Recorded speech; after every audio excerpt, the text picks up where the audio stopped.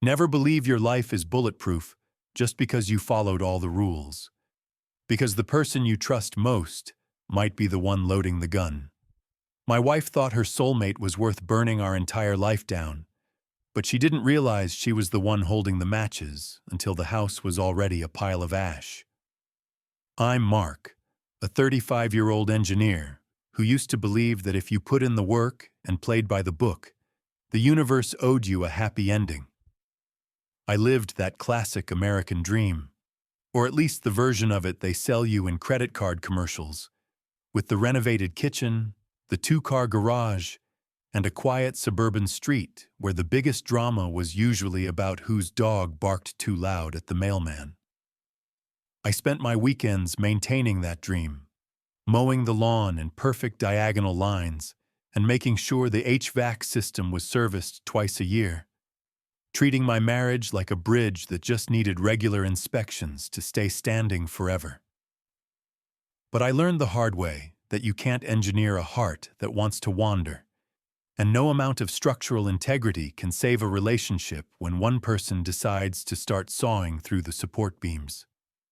In the span of just 6 months, I went from being a comfortable husband to a soldier in a legal battlefield, fighting for the right to keep the life I'd actually worked for.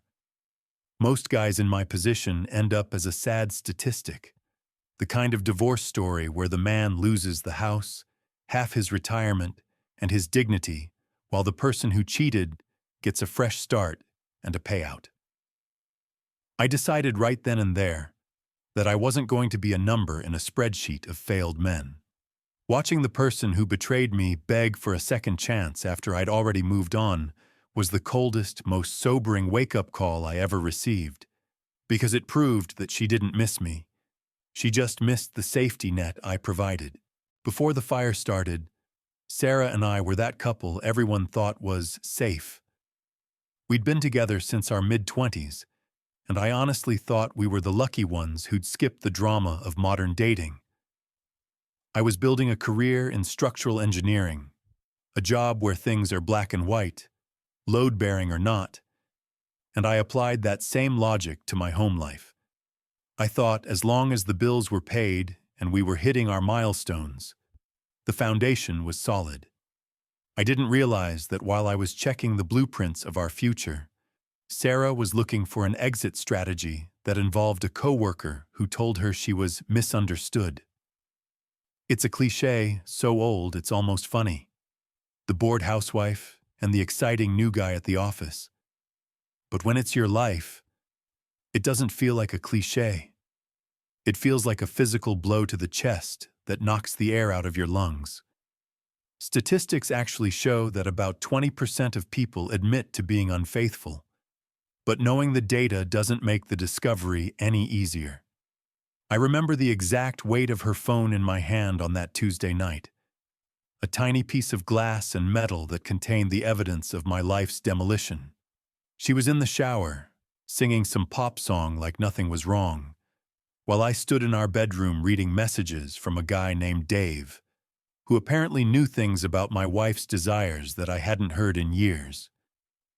He called her his soulmate, and she told him that I was stifling her growth. That's the kind of phrase people use when they want to justify being a villain. They turn the person who loves them into a prison warden so they can feel like they're just escaping to freedom. The betrayal wasn't just a mistake. It was a calculated decision to burn down everything we'd built together for a temporary spark. And she did it with a smile on her face every morning while she drank the coffee I made for her. I stood there in the quiet of our bedroom, hearing the water run, and I realized that my life as I knew it was over. I had two choices. I could scream, throw the phone, and let emotion take over, or I could start acting like the engineer I am. I chose the latter. I didn't confront her that night. I didn't even say a word. I just put the phone back exactly where it was and went downstairs to the kitchen. My hands were shaking, sure, but my mind was already starting to calculate the exit. I knew that if I reacted emotionally now, I'd lose the tactical advantage. In the world of high-stakes divorce, the person who keeps their cool usually keeps their assets, and I had too much to lose to let my anger dictate my strategy. I looked around our kitchen, at the expensive backsplash we'd picked out together and the high-end appliances, and I realized that to Sarah, this was all just scenery for her new romance. To me, it was equity. I spent that first night not sleeping, but researching the best divorce attorneys in the state, looking for someone who didn't just want to settle, but someone who knew how to protect a man who was being discarded for a soulmate.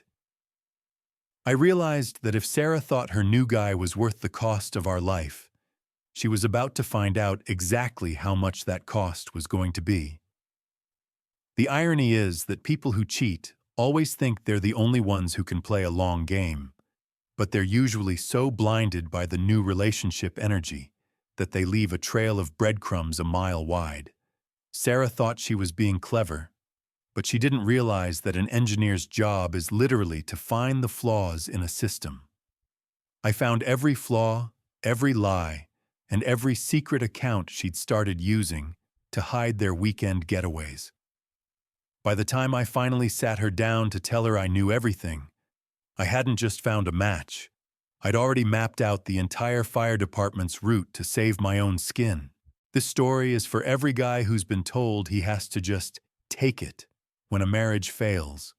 For every man who's been made to feel like his hard work doesn't matter once the vibe changes. I'm going to show you exactly how I went from the guy who was being cheated on to the guy who held all the cards. Because revenge isn't about being mean, it's about being successful while the person who tried to break you watches from the sidelines. She wanted a new life, and I was more than happy to give it to her, just not at my expense.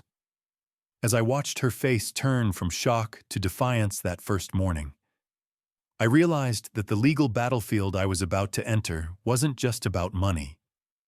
It was about proving that you can't build a new future on a foundation of lies.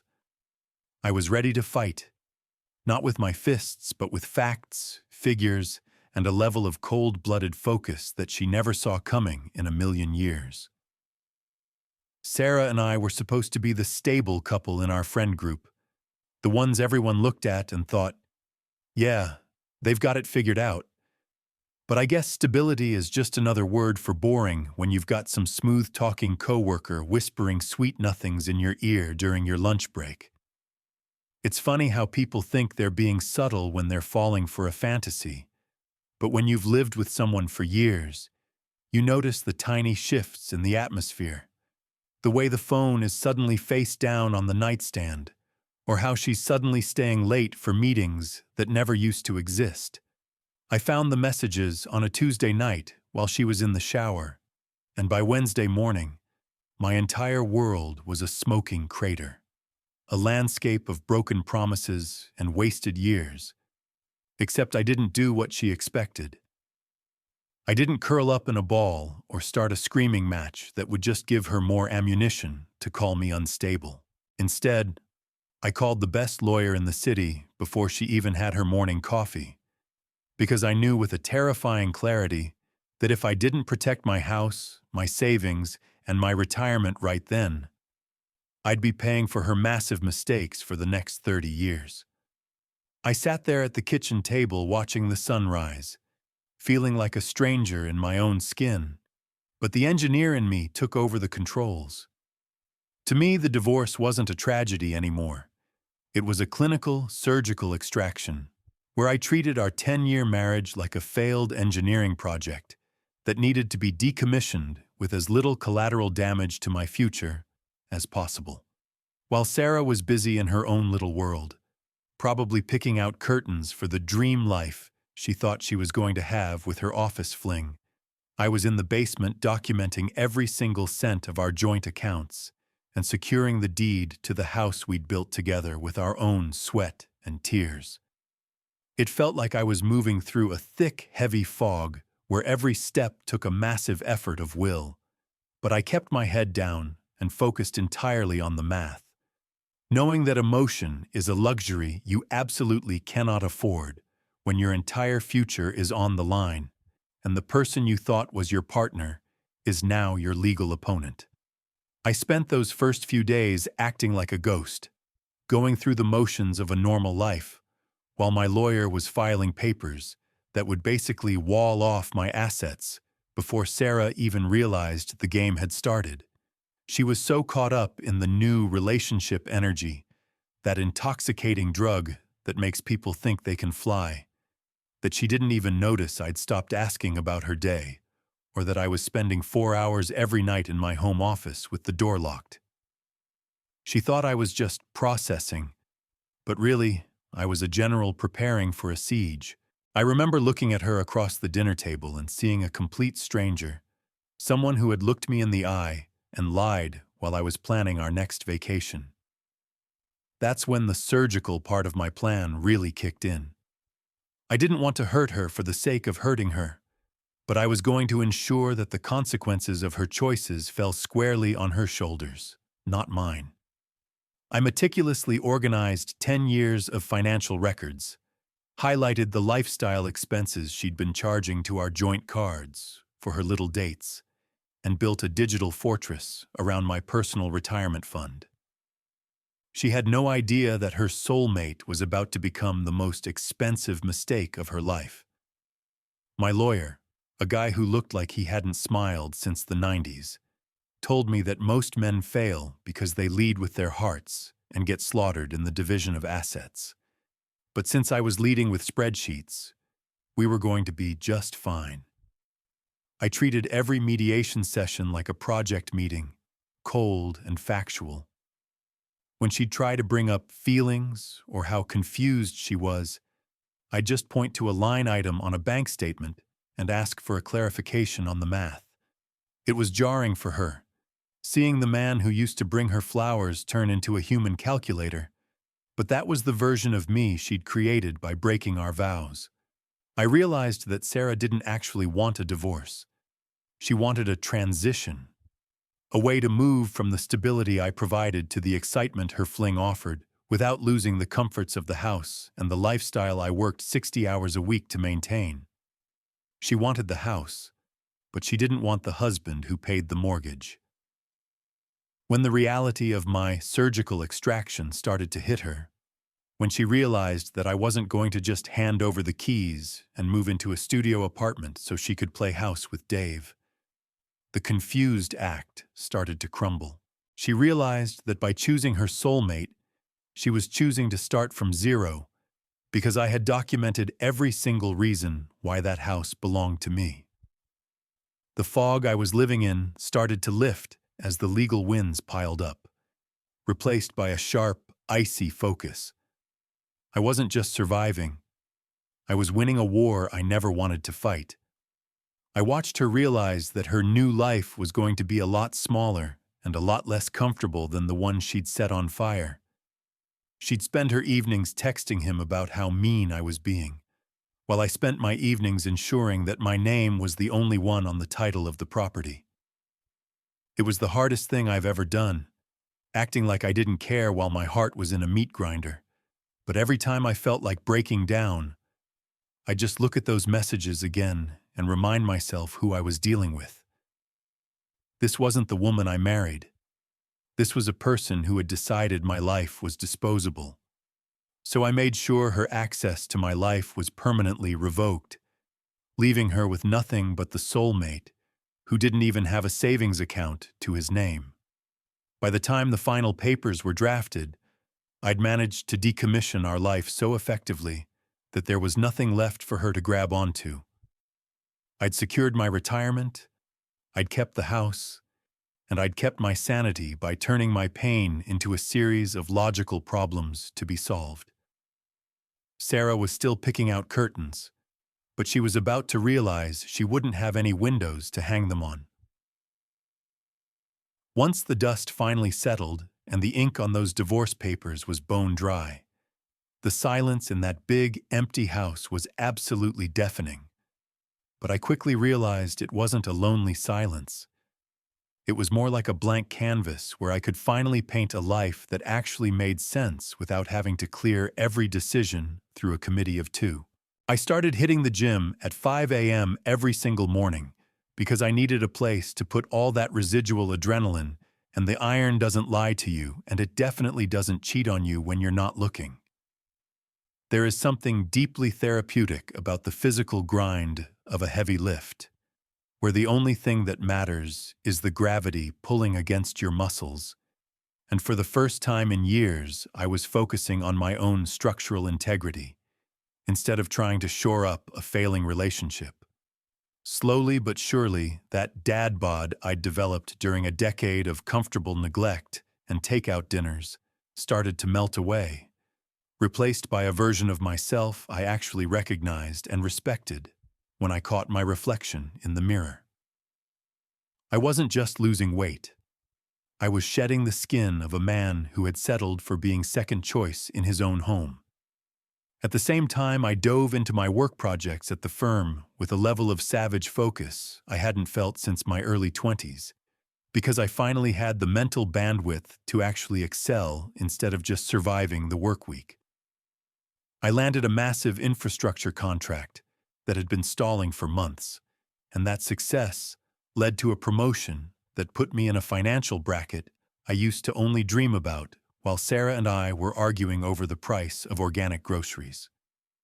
While I was rebuilding my life brick by brick and creating a fortress of stability, Sarah's shiny new reality with her soulmate started to crack at the seams in the most predictable way possible. It turns out that when you build a relationship on a foundation of lies and stolen moments, it doesn't tend to hold up well under the weight of actual real-life responsibilities like rent and laundry. Her boyfriend, the legendary Dave from the office, vanished the second things got real, and he realized that being with Sarah meant dealing with a messy divorce instead of just having a secret thrill behind a locked office door. He didn't want a partner. He wanted a vacation. And once the bill for that vacation came due, he checked out of the hotel and left her holding the tab. Sarah's performance at work tanked because she spent all her time obsessing over my social media and trying to figure out how I was thriving while she was drowning in the consequences of her own choices. She started calling me at 2 a.m., her voice thick with whine and regret, crying about how unfair it was that I got to keep the house and our golden retriever, Cooper, as if I'd somehow cheated her out of them. She seemed to have completely blocked out the memory of the night she walked out the front door with a suitcase, telling me that she'd finally found true happiness, and that I was just an anchor dragging her down.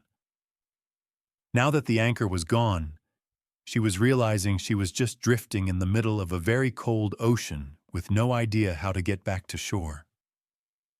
I remember one specific call where she screamed that I'd stolen her dog, and I had to calmly remind her that she was the one who told the mediator she didn't want the burden of a pet in her new free life. It's amazing how quickly people rewrite history when the future they chose turns out to be a disaster. I just listened to her spiraling for a few seconds before hanging up and rolling over to sleep, feeling a strange mix of exhaustion and relief. I wasn't the one who set the fire. I was just the guy who made sure I had insurance and a solid exit plan. While she was posting cryptic quotes on Facebook about how only the strong survive and everything happens for a reason, I was actually doing the work to ensure my reason for existing was more than just being her safety net. The contrast was becoming hilarious to our mutual friends, who would tell me about her latest meltdowns while I was busy planning hiking trips and upgrading my home theater system. She had traded a solid, high load-bearing life for a cheap facade made of cardboard and glitter, and now that it was raining, she was shocked that the roof was leaking. I realized then that my success wasn't about getting back at her. It was just the natural result of what happens when you stop pouring your energy into a black hole and start investing it in yourself. I was no longer the stable, boring husband in her story. I was the protagonist of my own, and the plot was getting better every single day. The more she tried to pull me back into her chaos with those late-night dramas, the more I realized that the man who loved her had died the moment I saw those messages on her phone. What was left was an engineer who had successfully decommissioned a hazardous site and was now building something much more beautiful on the reclaimed land. Sarah was still looking for her soulmate in the bottom of a glass, while I was finding myself in the silence of my own home. And for the first time in my life, I truly understood that the best revenge isn't a clever comeback. It's just living a life so good that you don't even feel the need to look back at the wreckage. About a year after the ink had dried on the final papers, I realized that I hadn't just survived the collapse of my marriage. I had actually cleared the site for something much more stable and sustainable to be built in its place. I wasn't even looking for a relationship when I met Maya, but life has a funny way of delivering exactly what you need once you stop trying to force a broken system to work. Maya is a woman who actually values honesty and has her own life together, and for the first time in my 35 years, I realized what a healthy, high-functioning relationship actually looks like. It's like switching from a glitchy, crash-prone operating system to something that just runs perfectly in the background, without you ever having to worry about it failing. We go hiking on the weekends. We cook these elaborate meals together where we actually talk instead of just staring at our phones in a heavy silence. And there is absolutely zero drama. There are no mind games, no tests to see if I'm paying enough attention, and no feeling that I'm walking on eggshells in my own home. This new reality made the contrast with Sarah's spiraling life even more jarring whenever I'd occasionally hear updates through our few remaining mutual friends. It felt like I was watching a slow-motion train wreck from the safety of a high-altitude plane. Sarah had apparently lost her job after a series of what people described as personal meltdowns in the office, likely because she couldn't handle the fact that her new life didn't have the structural support she was used to. She was living in a cramped, one-bedroom apartment on the wrong side of town, the kind of place with thin walls and a view of a parking lot, which must have been a massive shock to someone who thought she was entitled to a mansion. She spent her days posting these incredibly cringy, cryptic quotes on Facebook about how true love is hard to find, and only God can judge me, all while checking my Instagram stories from obvious burner accounts to see where I was taking Maya on vacation. I'd see a notification from some account with 0 followers and a random string of numbers for a name, and I knew it was her, lurking in the shadows of the life she'd thrown away.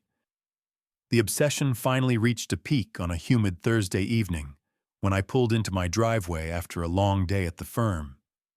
There she was, sitting in a beat-up car that looked like it was held together by prayer and duct tape, looking like a ghost of the woman I used to know. The transformation was honestly shocking. The vibrant, polished woman I'd married had been replaced by someone who looked haggard, tired, and deeply bitter. She stepped out of the car and demanded to know how I could be so happy while she was struggling so much, as if my happiness was a personal insult directed at her.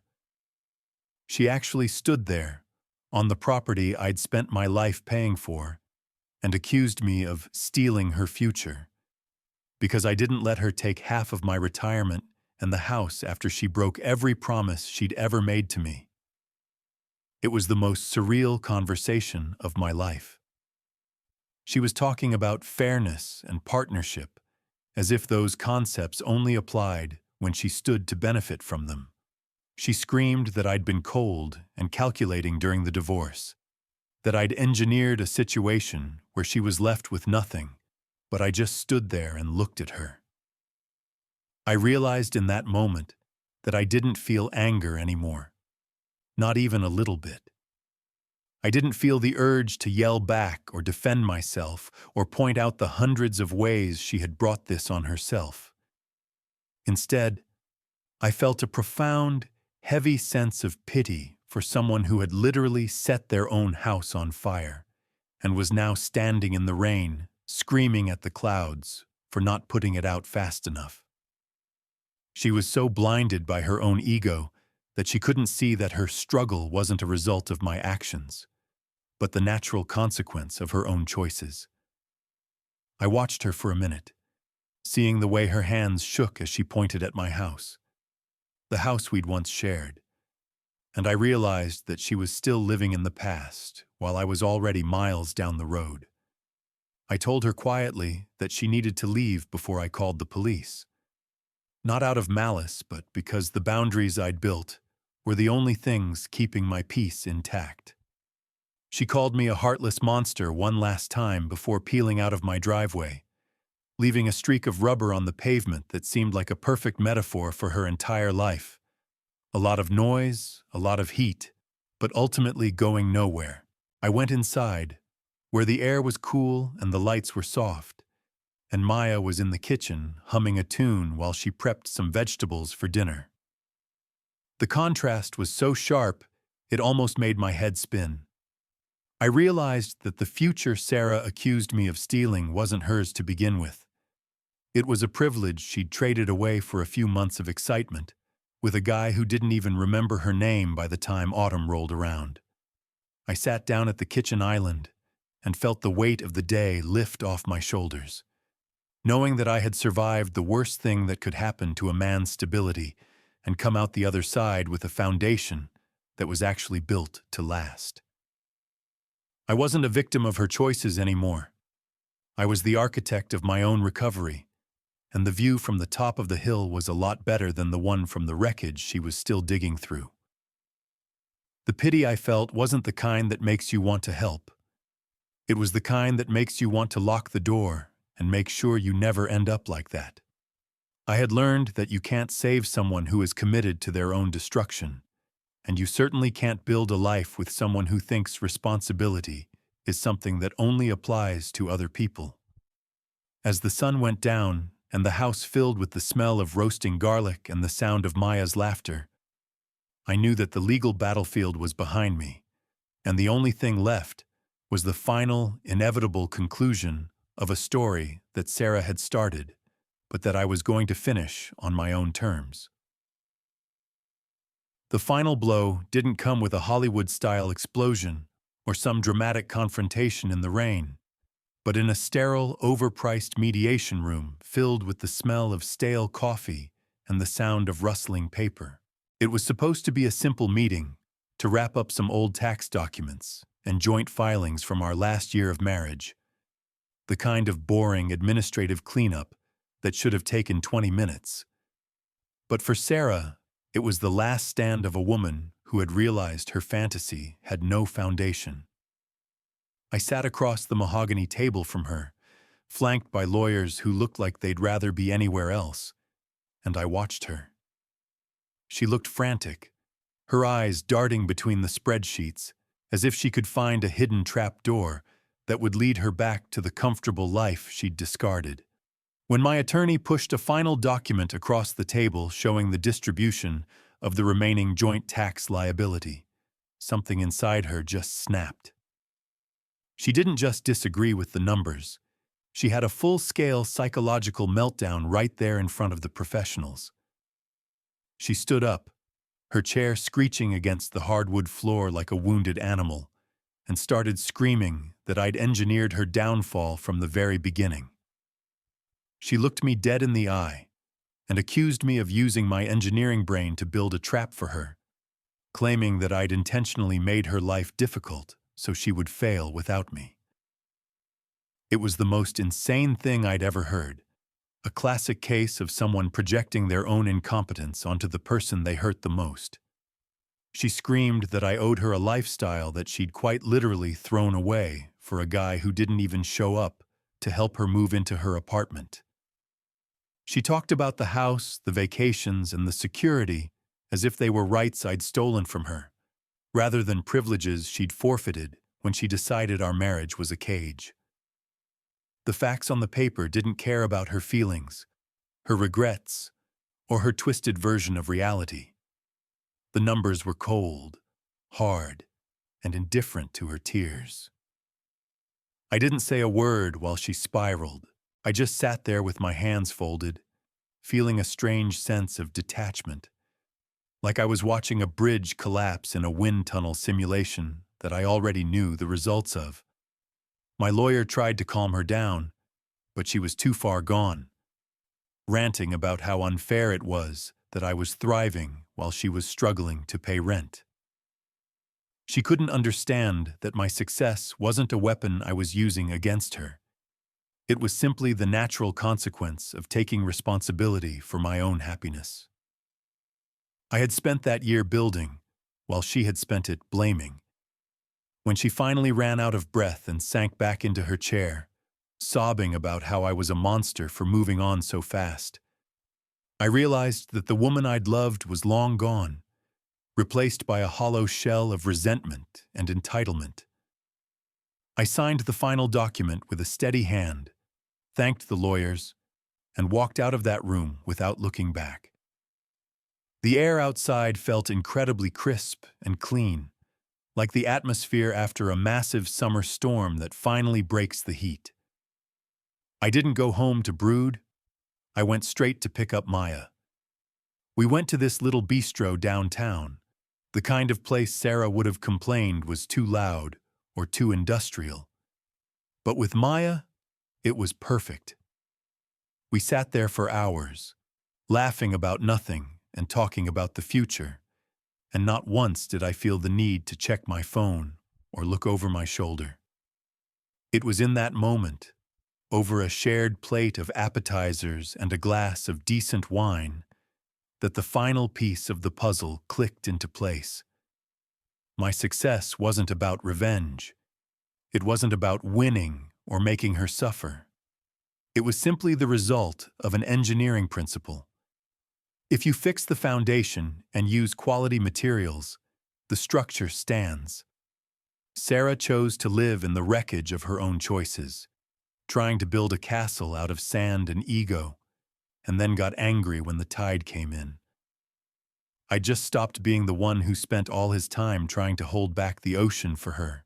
That night, after I dropped Maya off, I sat on my porch for a long time. The suburban street was quiet, the same street where Sarah and I used to walk Cooper and talk about where we'd be in 20 years. I looked at the house, my house, and I felt a profound sense of peace. I'd kept it, I'd improved it, and more importantly, I'd made it a home again. My phone buzzed on the arm of the Adirondack chair, a bright light in the darkness of the porch. It was one last message from Sarah, sent at nearly midnight.